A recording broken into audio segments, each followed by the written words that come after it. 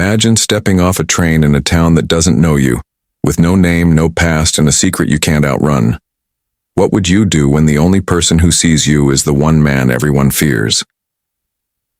The locomotive groaned to a halt at the edge of Redstone Hollow, a forgotten speck of a town carved into the jagged foothills of Colorado, 1878. Steam curled into the twilight sky, thick and ghostly, as passengers spilled onto the platform. Families huddled close, their voices a low hum of reunion and relief. Porters shouted destinations, Denver, Cheyenne, places that promised new beginnings. But one figure stood apart, motionless, as if the world had paused around her. She was young, perhaps 25, though her eyes carried the weight of a much older soul. A threadbare bonnet shielded her face, but it couldn't hide the faint scar tracing her cheek, pale against her sun-worn skin. Her dress, once a soft lavender, was now frayed at the cuffs, dusted with the red clay of a long journey. She clutched a single carpet bag, its leather cracked, held together by a knotted cord.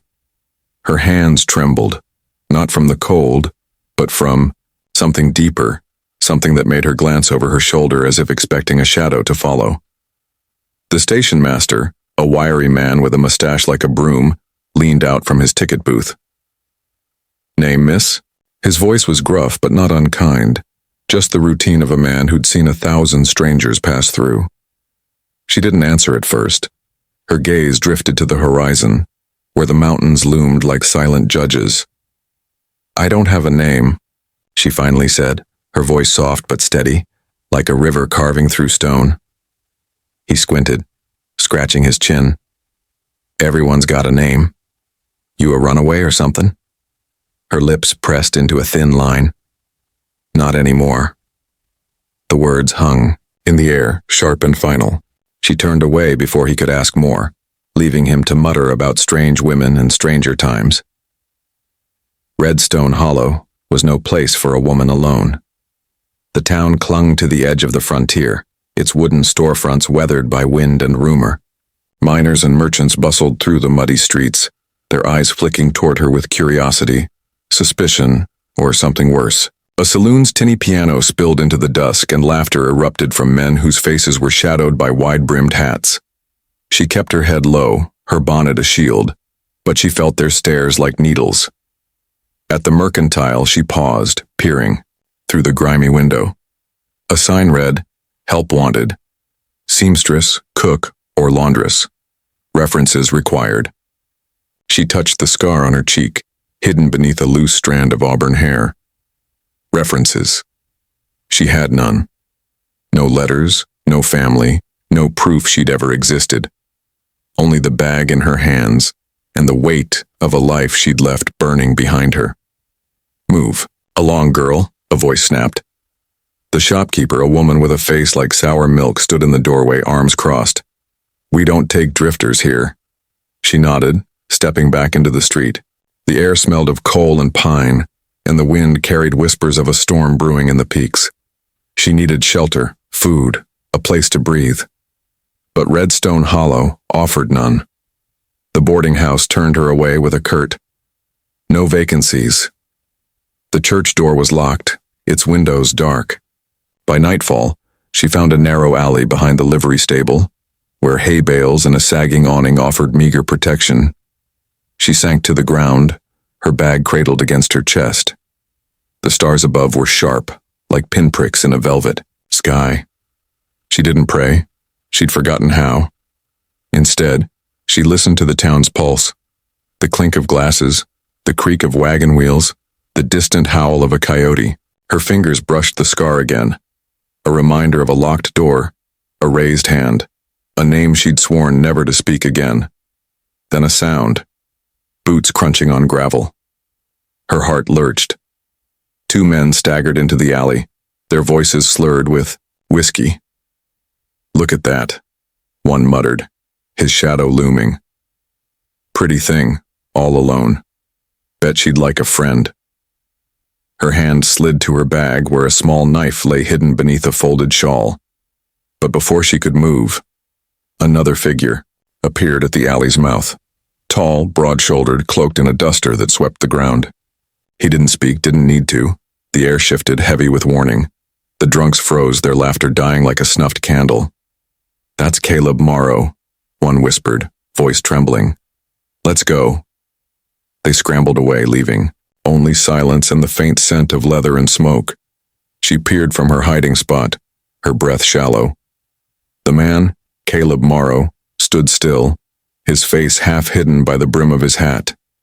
His eyes, though, found hers in the dark, steady and unreadable. He didn't approach, didn't offer help. He just watched, as if measuring the space between them. Then he turned and vanished into the night. Who was he, and why had he stepped into her shadows? In a town that turned its back, one man had seen her, and that was more dangerous than being invisible.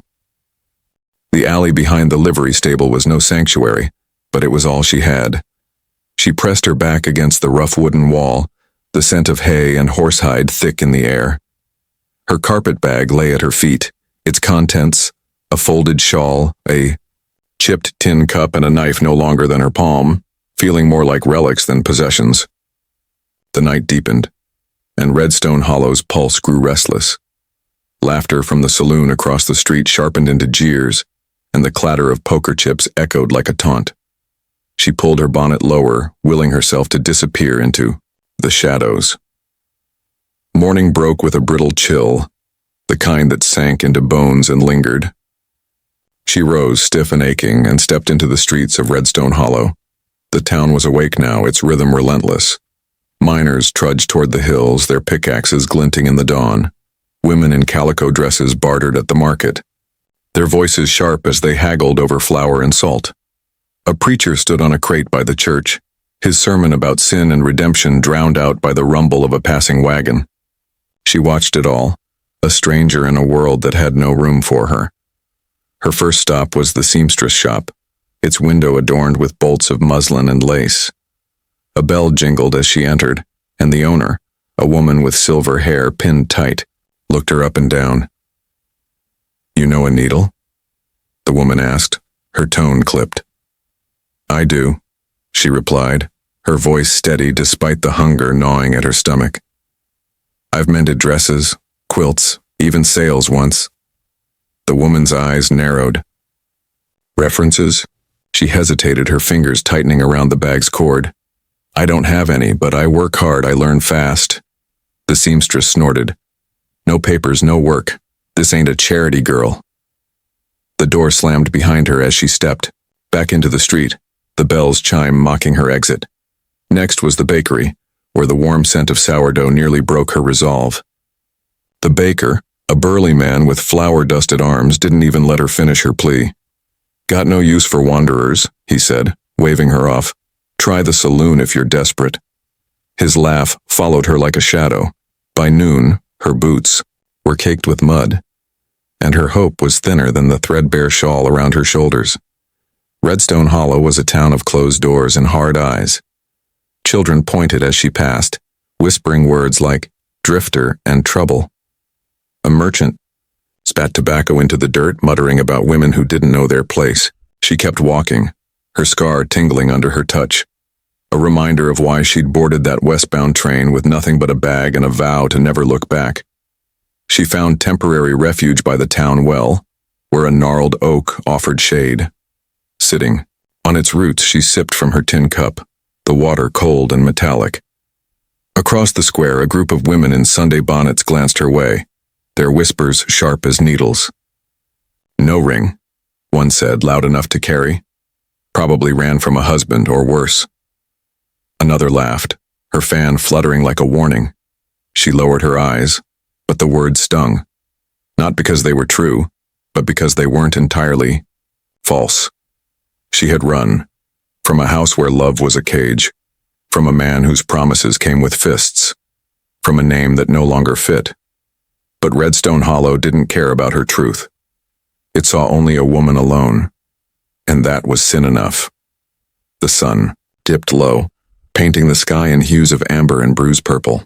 She returned to the alley, her body heavy with exhaustion. As she settled against the hay bales, a new sound cut through the evening. A low whistle, followed by footsteps. Her hand darted to her knife, but the figure that emerged wasn't a drunk or a thief. It was a girl no older than 12 with braids and a patched apron. She carried a basket covered with a cloth. "You the lady with no name?" the girl asked, her voice curious but not cruel. She blinked, unsure how to answer. "Who's asking?" "Ma says you're hungry." The girl set the basket down and lifted the cloth, revealing a hunk of cornbread and a small jar of molasses. "It ain't much, but it's fresh." Her throat tightened. Kindness in Redstone Hollow felt like a trick. "Why?" she asked. The girl shrugged. "Ma says no one should starve, not even strangers." She turned to leave, then paused. "Watch out for the men round here. They ain't all bad, but some are, especially at night." Before she could respond, the girl was gone, her footsteps fading into the dusk. She tore into the cornbread, the sweetness of the molasses flooding her senses. For a moment, she felt human again, but the moment was fleeting. As she tucked the empty jar into her bag, a shadow loomed at the alley's edge. Her heart raced. She gripped her knife ready to bolt, but the figure didn't advance. It was him, Caleb Morrow. His duster swayed in the evening breeze, and his hat cast his face in shadow. He stood at the mouth of the alley, his presence as solid as the mountains behind him. His eyes, gray as storm clouds, met hers. They weren't soft, but they weren't cruel either.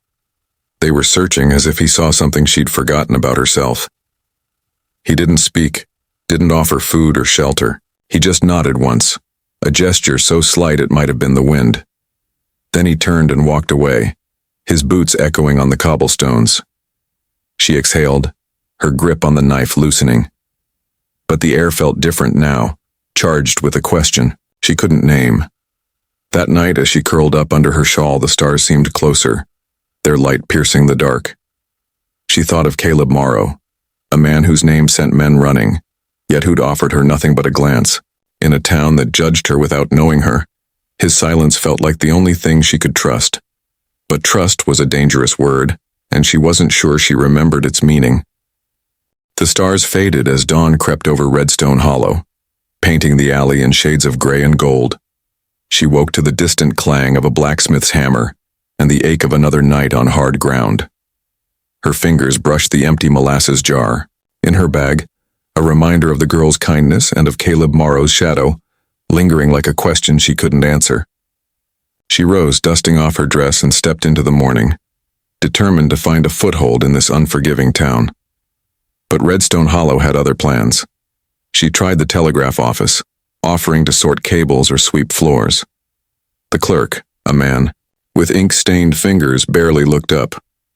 "No work for strangers," he muttered, his pen scratching louder than her plea. At the general store, she asked to stack crates, but the owner shooed her away, claiming she'd scare off customers. Each rejection was a stone in her chest, heavy and cold. By mid-afternoon, her stomach twisted with hunger, and her boots felt like they'd worn through to her bones. She sank onto a bench by the town square, watching clouds drift over the mountains. For the first time in days, she let herself wonder if running had been a mistake. That's when she saw him again. Caleb Morrow stood across the square, tying his horse to a post outside the feed store. His duster was dusted with trail dirt, and his hat sat low, shielding his eyes. He moved with a quiet purpose, like a man who knew the weight of every step. Whispers rippled through the crowd, miners nudging each other, women clutching their baskets tighter. "That's Morrow," one said. "Haven't seen him in town since." The voice trailed off, swallowed by uneasy silence. She watched him, her heart caught between curiosity and caution. He didn't glance her way, but she felt the pull of his presence, like a tide drawing her toward something unknown. Then, as if sensing her stare, he turned. Their eyes met across the dusty square, his gaze steady and unyielding. It wasn't kindness, not exactly, but it was something she hadn't felt in months, being seen. He tipped his hat, a gesture so brief it might have been imagined, and disappeared into the store. The encounter lingered in her mind as she returned to the alley that evening. She was folding her shawl, preparing for another cold night, when a shadow fell over her. She tensed, her hand reaching for the knife, but it was Caleb. Up close, she saw the lines etched into his face, scars that spoke of fights won and losses carried. His eyes, gray as slate, held a storm she couldn't read. He carried a burlap sack which he set at her feet without a word. "What's this?" she asked, her voice barely above a whisper. He didn't answer, just nodded at the sack and stepped back. She opened it, her hands trembling. Inside was a loaf of rye bread, a wedge of cheese, and a wool blanket, its edges frayed but warm. Her throat tightened. "Why are you doing this?" He looked at her then, really looked as if searching for something lost. "No one should sleep hungry," he said, his voice low and rough, like gravel underfoot. Then he turned and walked, away, his duster trailing dust in the moonlight. She didn't sleep that night, not fully. The blanket was a shield against the chill, but her mind churned with questions. Who was Caleb Morrow and why did he care? In a town that turned its back, his small act of kindness felt like a spark in the dark, dangerous, but impossible to ignore. The next morning, she woke to a commotion in the square. A crowd had gathered, their voices sharp with gossip. "Morrow was at the saloon last night," a man said, spitting tobacco. "Asked about a woman with no name. Ain't like him, to meddle." Another voice chimed in. "Heard he's hiding something up in that cabin of his, something from before the flood." Her pulse quickened. A cabin, a flood, pieces of a puzzle she didn't yet understand. She slipped through the crowd, catching fragments of their talk. Caleb Morrow was a name tied to whispers, of a man who'd once been a rancher, respected, until a tragedy turned him into a ghost. Some said he'd lost everything in a flood that swept through the valley 5 years ago. Others claimed he'd built a cabin in the hills far from town where no one dared visit. That afternoon, as she sat by the well, the girl with the braids appeared again. "Ma says you're still here," she said, handing over a small apple. "Says you should leave before trouble finds you." "Trouble?" she asked, taking the apple. The girl glanced around, lowering her voice. "Folks say you're why Morrow's back in town. He don't come down from the hills for just anyone. Be careful, miss, he's not like other men." Before she could ask more, the girl darted off. She bit into the apple, its tartness sharp on her tongue. Her thoughts drifted to Caleb, to the blanket, to the way his eyes seemed to carry a grief as heavy as her own. She knew what it was to run from a past that wouldn't let go. Her scar throbbed as memories flickered. A locked parlor, a man's voice like ice, the crack of a hand against her cheek. She'd fled with nothing but her life, leaving a name that no longer belonged to her. But what had Caleb lost? And why? Did he see her when no one else did? That evening, as the sun sank behind the peaks, she saw him again. He rode into town on a black mare, his silhouette stark against the fiery sky. He stopped at the edge of the square, his gaze finding her as if drawn by instinct. This time he dismounted and approached, his boots steady on the uneven ground. The crowd parted, their whispers falling silent. "You can't stay here," he said, his voice quiet but firm. "Not in this town, not like this." She stood, clutching her bag. "I have nowhere else to go." He studied her, his expression unreadable. Then he jerked his head toward his horse. "Come with me." Her heart pounded. Trust was a word she'd buried long ago, but his eyes held no deceit, only a weary kind of truth. She thought of the alley, the hunger, the cold. She thought of the scar on her cheek and the name she'd burned in her mind. And because she had nothing left to lose, she nodded. Caleb didn't lead her through the town's heart, where eyes would follow. Instead, he took a narrow trail that wound past the rusted water wheel and into the foothills, where the air grew sharp with pine and silence. His mare moved slowly, as if sensing her unsteady steps behind. She held her bag close, her mind racing. Was this rescue, or something else entirely? The mountains loomed above, their peaks jagged as broken promises. They reached a cabin nestled in a clearing, its logs weathered but sturdy, like it had grown from the earth itself. Smoke curled from a stone chimney, and a single lantern glowed. By the door. Caleb dismounted, tying the horse to a post. He opened the door and stepped aside, his eyes meeting hers. "It's warm," he said simply. "It's safe." She hesitated, her hand tightening on her bag.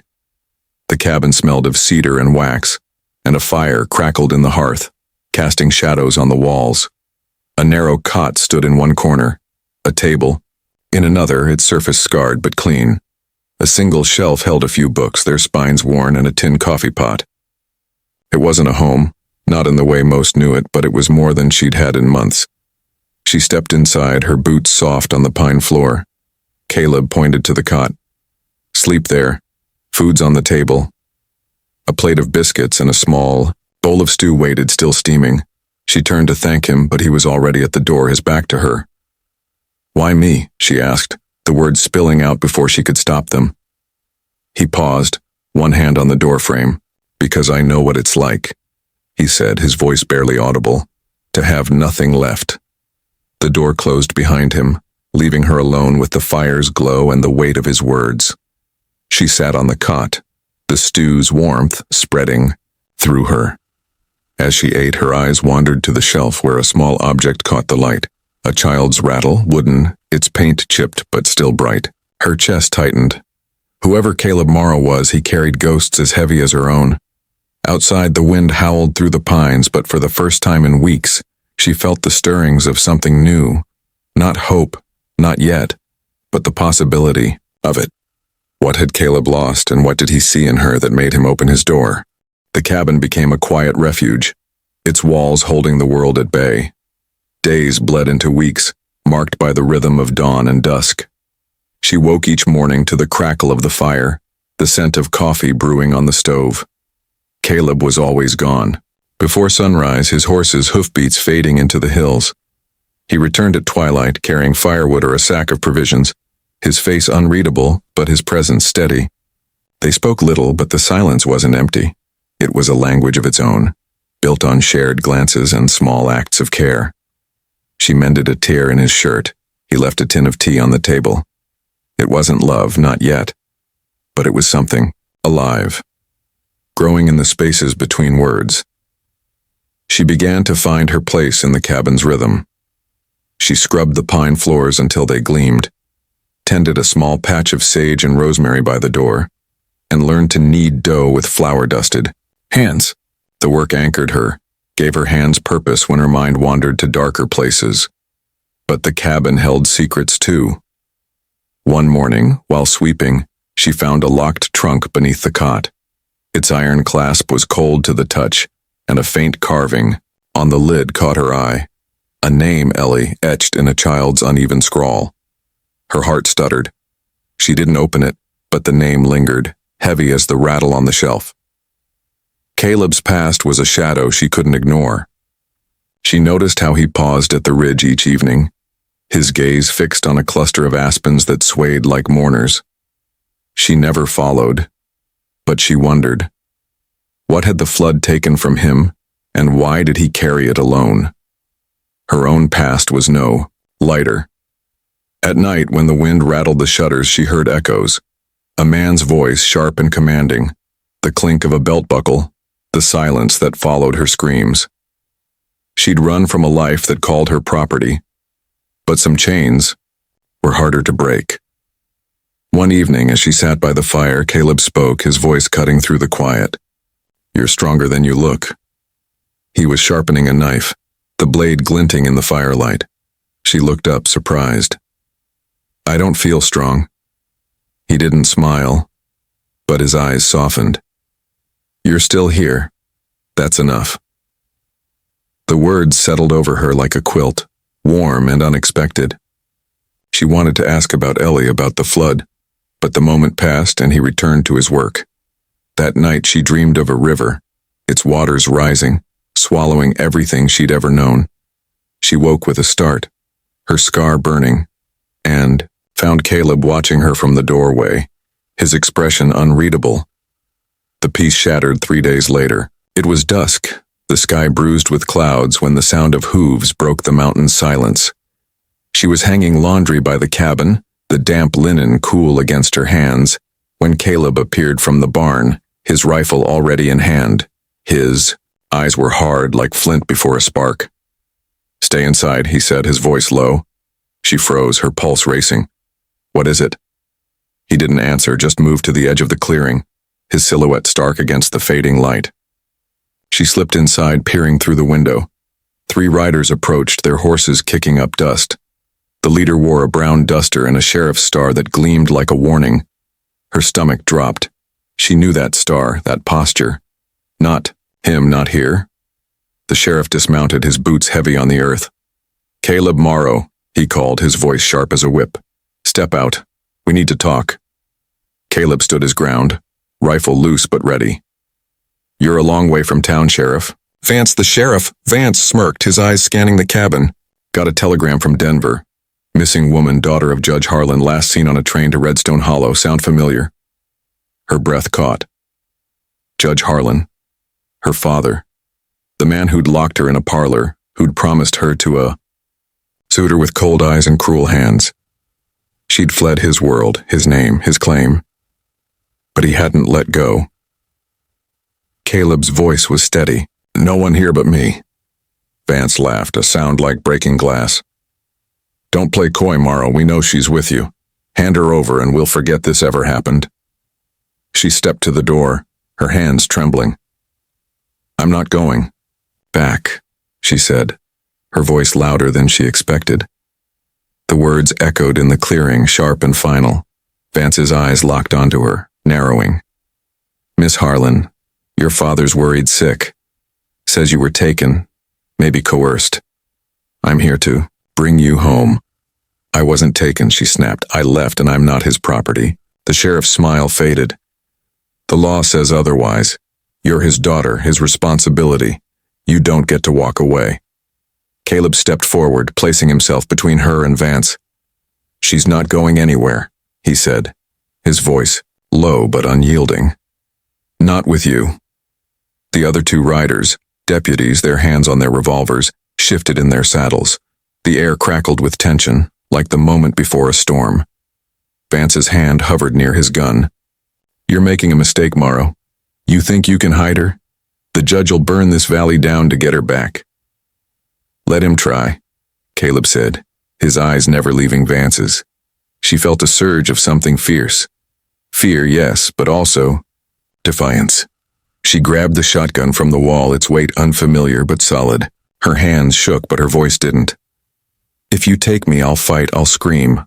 I'll tell the world what my father did, what he allowed. I'd rather die here than go back." Vance's face darkened. "You're a fool, girl. And you," he turned to Caleb, "you're a dead man if you stand in my way." The first shot rang out before anyone could blink, a deputy's revolver aimed at Caleb. He dove to the side, firing back, the crack of his rifle splitting the dusk. She ducked behind the doorframe, her heart pounding, and raised the shotgun. The second deputy charged the cabin, but her shot caught him in the shoulder, sending him sprawling. Vance scrambled for cover behind a stump, his curses lost in the chaos. The fight was over as quickly as it began. Smoke hung heavy in the air, the horses snorting and stamping. One deputy clutched his leg, groaning. The other lay still, his shoulder bleeding into the dirt. Vance raised his hands, his revolver dangling uselessly. "Enough," he spat. "This ain't worth it." Caleb stood, his rifle still trained on Vance. "Get out," he said, his voice like iron. "And tell the judge, she's gone forever." Vance mounted his horse, his eyes burning with hate. "This isn't over, Morrow, not by a long shot." He rode off, the wounded deputies limping behind, their hoofbeats fading into the night. She lowered the shotgun, her arms trembling. Caleb turned to her, his face streaked with dust and sweat. "You hurt?" he asked. She shook her head, though her chest felt like it might crack open. "You didn't have to do that," she said. "You could have let them take me." His eyes met hers, steady and sure. "I didn't want to." The words hung between them, simple but heavy, like a vow carved in stone. The cabin stood silent now, its walls scarred but unbroken. But the shadow of her father's reach lingered. and she knew this wasn't the end. What would it cost Caleb to stand by her, and could she stay without bringing his world crashing down? The cabin stood resilient in the aftermath, its walls kissed by gunpowder but unbowed. Dawn broke over Redstone Hollow, the mountains glowing gold as if the world had exhaled. She stood on the porch, her hands still trembling from the weight of the shotgun, her scar a quiet pulse beneath her fingertips. Caleb was already at work, hammering new boards over the splintered doorframe, his movements steady but slower, as if the night's fight had taken something from him. They hadn't spoken since Sheriff Vance's retreat, but the silence between them was different now. Not tentative, but woven with trust, like a rope tested by strain. She stepped inside, brewing coffee in the tin pot, the routine grounding her. The cabin felt smaller now, not in size but in the way it held them both, their stories tangled like roots beneath the earth. She thought of the trunk under the cot, the name Ellie carved in childish scrawl, and the rattle that sat like a sentinel on the shelf. Caleb's ghosts were as real as her own, but they no longer felt like barriers. They were bridges, fragile but passable. Days turned to weeks, and spring crept into the hills. The sage and rosemary by the door bloomed, their scent mingling with the pine. She planted a small garden, coaxing carrots and wildflowers from the rocky soil. Caleb built a new chicken coop, its wood still smelling of fresh cedar. They worked side by side, their words few but their presence enough. One morning she found a pair of gloves on the table, soft leather, sized for her hands. No note, no explanation. Just Caleb's quiet way of saying she belonged. The town's whispers reached them, carried by travelers and traders. "She's still up there," they said in Redstone Hollow's saloon. "Living with Morrow like she's his wife. No decent woman would stay." Others spoke of Judge Harlan, how he'd hired men to search the frontier, how his anger burned, hotter than the Denver sun. But no one came. The mountains were a fortress, and Caleb's name was a shield. She wondered if her father would ever stop hunting, but the thought no longer tightened her chest. She was no longer his daughter, no longer a name to be claimed. One evening, as the fire crackled low, she pulled a small bundle from her carpet bag, the last tether to her past.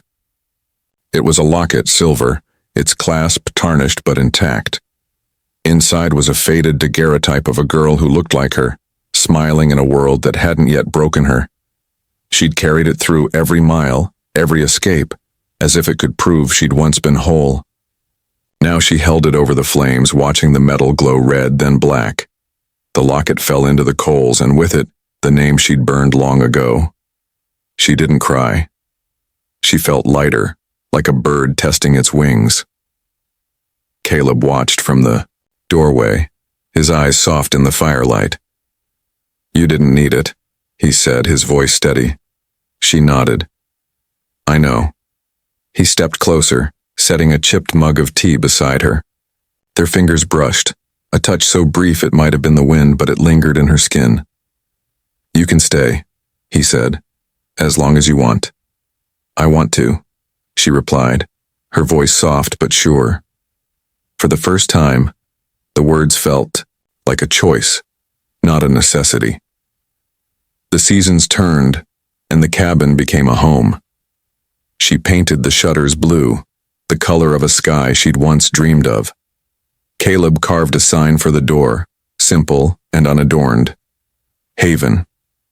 Not a claim, not a cage, just a truth. They shared meals by lamplight, their laughter rare but real like rain after a drought.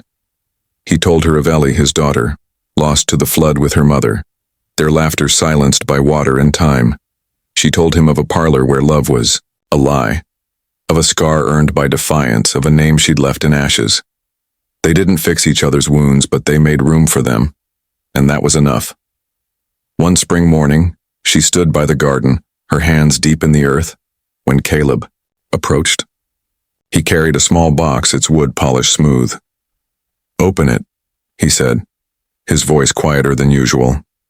Inside was a book, its cover worn but beautiful, titled Poems of the Frontier. A ribbon marked a page, where a pressed wildflower lay beside, a verse about love that endures like stone. Her throat tightened. "Where did you find this?"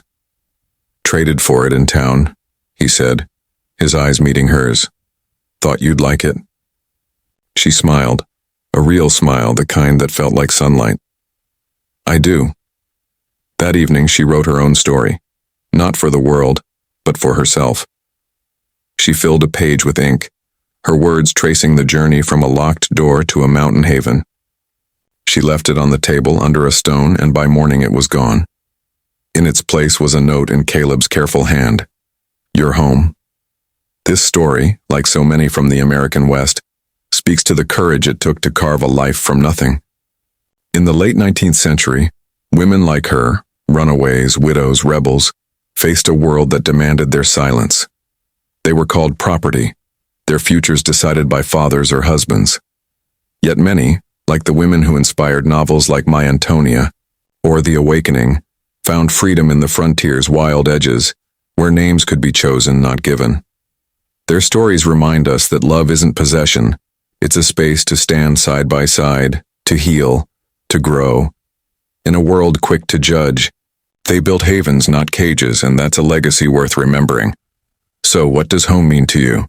Is it a place, a person, or a moment when you finally felt seen? Share your thoughts in the comments below. We read everyone, and they inspire the stories we tell.